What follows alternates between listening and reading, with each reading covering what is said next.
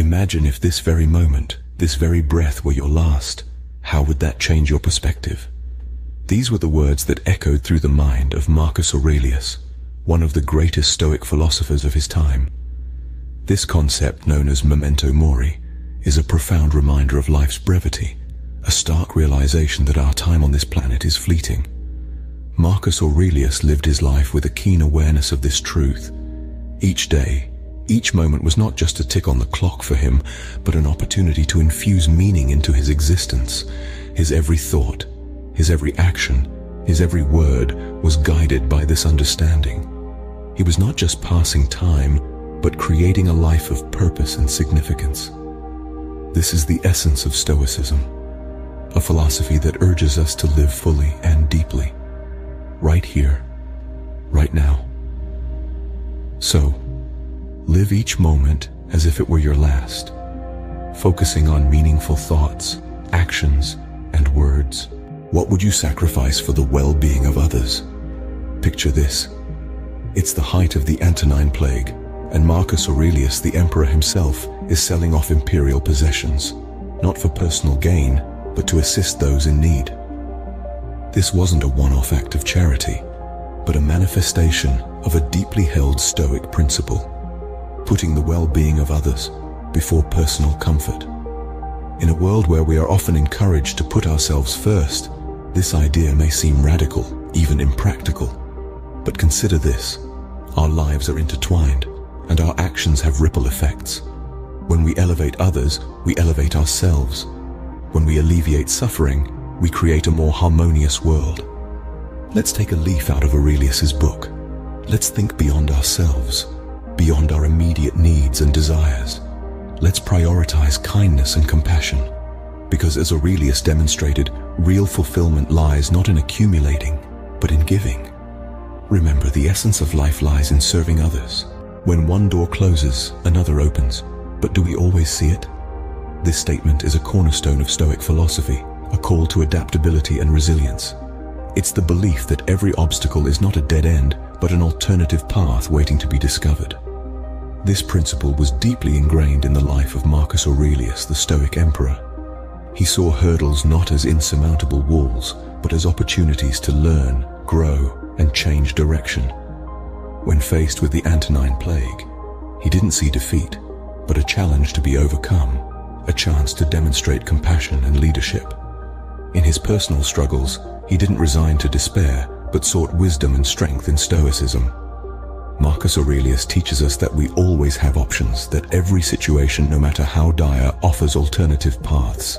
Remember, obstacles are not roadblocks. They are stepping stones to alternative paths. Do you wait for the perfect moment to act, or do you seize the moment and make it perfect?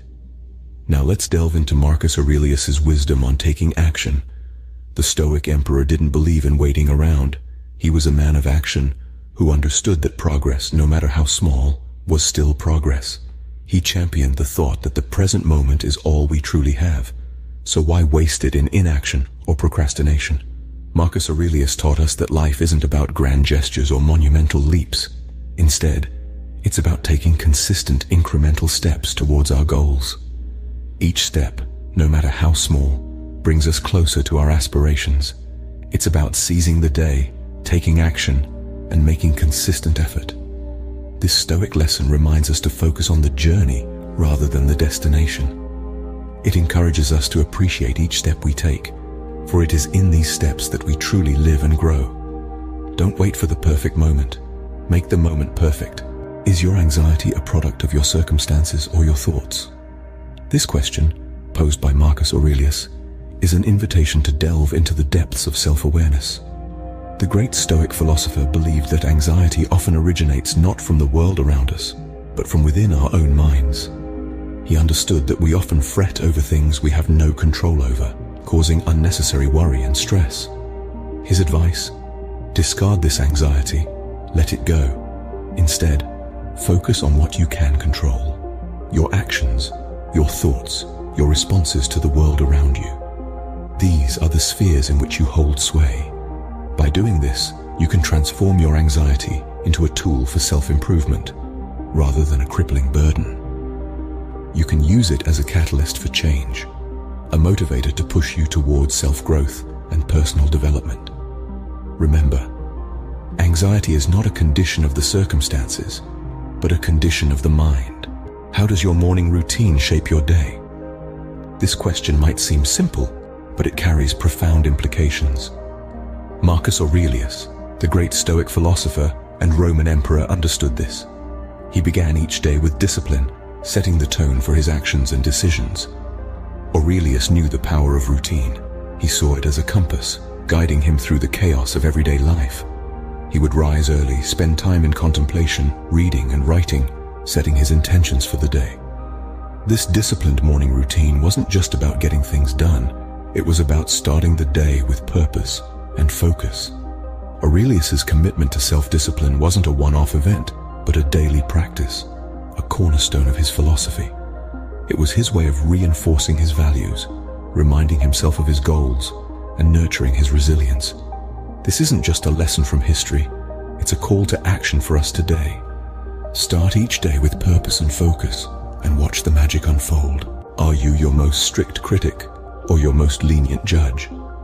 This question, my friends, is the essence of Stoic philosophy. Stoicism teaches us the importance of self-discipline and accountability. It's about setting high standards for ourselves, adhering to our principles and goals, and constantly striving for betterment. But remember, this isn't about being harsh or judgmental. It's about being honest with ourselves, recognizing our shortcomings, and working tirelessly to overcome them. It's about holding ourselves responsible for our actions and decisions, and not blaming others or circumstances for our predicaments. However, while we are strict with ourselves, we must also be compassionate. We must understand that growth takes time, that progress is often slow, and that it's okay to stumble and fall. So let's be strict, let's be accountable, but let's also be patient and kind to ourselves. After all, we are all works in progress. Be your strictest critic, but also your most compassionate comforter. Do you resent others, or do you see them as teachers?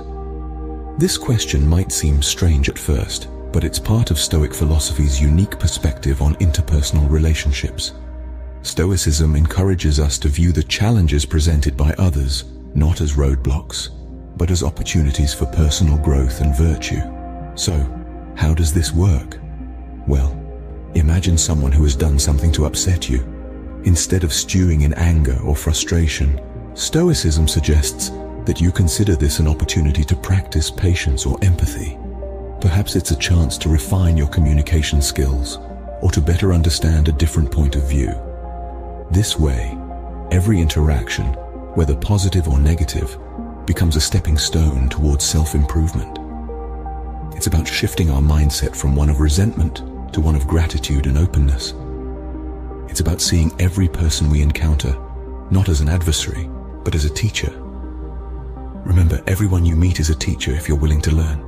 Are you caught in the web of unnecessary tasks and distractions, or are you focused on what truly matters? When life gets busy, it can be difficult to distinguish between what's essential and what's merely noise. Marcus Aurelius, the great Stoic philosopher and Roman emperor, had a keen understanding of this concept. He advised us to assess the essentiality of our actions, to focus only on what truly matters, and to eliminate unnecessary tasks or distractions. In the grand scheme of life, many things that we consider important are, in fact, trivial. They don't contribute to our overall well-being or the betterment of those around us. Rather, they drain our energy and time, two of our most precious resources. Marcus Aurelius believed in living a purposeful life. He emphasized the importance of getting rid of superfluous activities and focusing on the essentials. This is not to say that we should live a life devoid of joy or spontaneity. On the contrary, by focusing on the essentials, we free up time and energy to enjoy the truly important things in life. This principle is even more relevant in today's digital age. We live in a world with an abundance of information, opportunities, and distractions. It's easy to get lost in the hustle and bustle, to spread ourselves too thin, and to lose sight of what truly matters. But remember, it's not about doing more. It's about doing what's necessary. It's about discerning what's essential and focusing our efforts there. It's about simplifying our lives, not complicating them. So, how can we apply this principle in our daily lives? Start by taking a step back and evaluating your actions. Ask yourself, is this necessary? Does it contribute to my overall well-being or the well-being of others? Or is it merely a distraction? By constantly assessing our actions and making conscious decisions, we can lead a life focused on the essentials, just as Marcus Aurelius advised. Remember, focus on what truly matters, and the rest will fall into place.